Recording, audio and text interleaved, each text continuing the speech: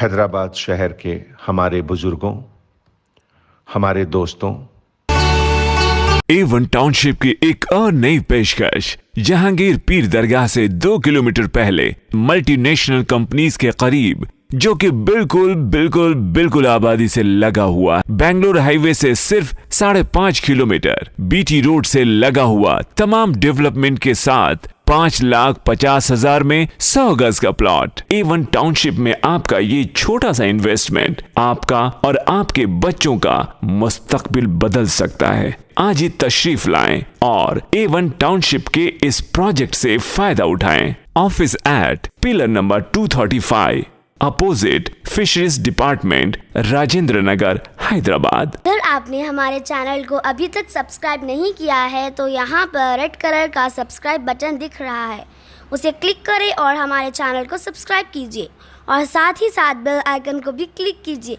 जिससे आपको ताज़ा अपडेट मिलती रहे।